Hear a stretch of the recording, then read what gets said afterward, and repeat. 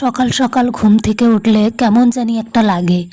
কেমন একটা ঝিমানি ঝিমানি ভাব লাগে। মনে হয় যেন কিছুই ভালো লাগে না। মনে হয় বসেই থাকি, বসেই থাকি। তাই না বলো বন্ধুরা? কিন্তু কি আর করা যাবে? বসে, বসে থাকলে তো চলবে না। যতই শরীর খারাপ লাগুক, যেরকমই লাগুক, শরীর ভালো না লাগলেও কাজ তো করতেই হবে। এটাই আমাদের জীবন।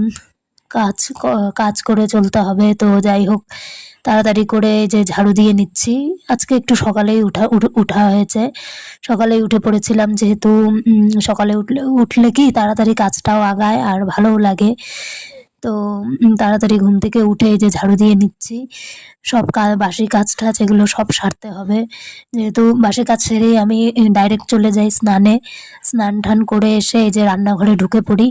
তো রান্না আজকে ভাবছি কি রান্না করব, কি রান্না করব? প্রতিদিনই ভাবতে হয় যে কি রান্না করব না করব। তো এদিকে আমি এই যে কড়াইতে সর্ষের তেল গরম করতে বসিয়ে দিয়েছি আর ওখানে ভাতও বসানো হয়েছে, ভাত হচ্ছে।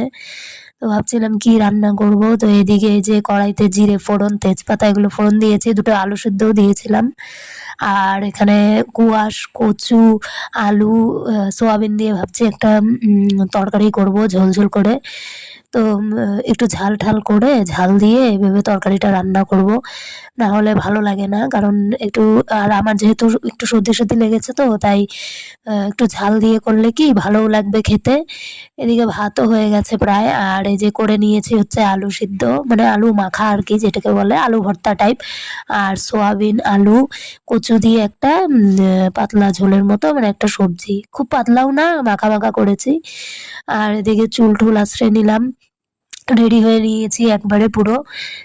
স্কুলে যেতে হবে। তো তাড়াতাড়ি করছি এর জন্য। তো ওই যে হাসব্যান্ডও যাবে স্কুলে, ও বেরিয়ে যাচ্ছে। মানে একসাথেই যাবো দুজনে। ও আমাকে ওদিকে নামিয়ে দিয়ে তারপরে ওর স্কুলে চলে যাবে। তো ওই পাশে রাস্তা দিয়ে যাওয়া যায়। এদিকে এই যে বেরিয়েও গিয়েছি। চারপাশে খালি সবুজ আর সবুজ। ভালোই লাগে দেখতে। ধান হচ্ছে যেহেতু এখন ধানের সময়। যে স্কুলেও পৌঁছে গেলাম। তো স্কুলে আসতে না আসতেই এই যে সবকিছু এলোমেলো থাকে আমি দেখি এসে। তো যেহেতু বাচ্চাদের স্কুল, ওরাও আ হঠাৎ করে ঢুকে পড়ে অফিস রুমে, তো কি করা যাবে? তাড়াতাড়ি করে এগুলো গুছিয়ে নেওয়া হচ্ছে যেহেতু ক্লাস শুরু হয়ে যাবে। তো এই যে ক্লাসও শুরু হয়ে গেছে। এটা হচ্ছে নার্সারির ক্লাস।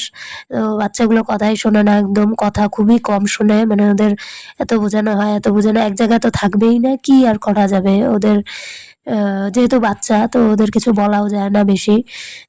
ওই একটু বকা আরকি। বকা তো দিতেই হবে, না হলে ভয়ও পাবে না। তাও দেখবে ছোটাছুটি, দৌড়াদৌড়ি, ওর সাথে লাগালাগি। যাই হোক, এই যে টিফিন টাইম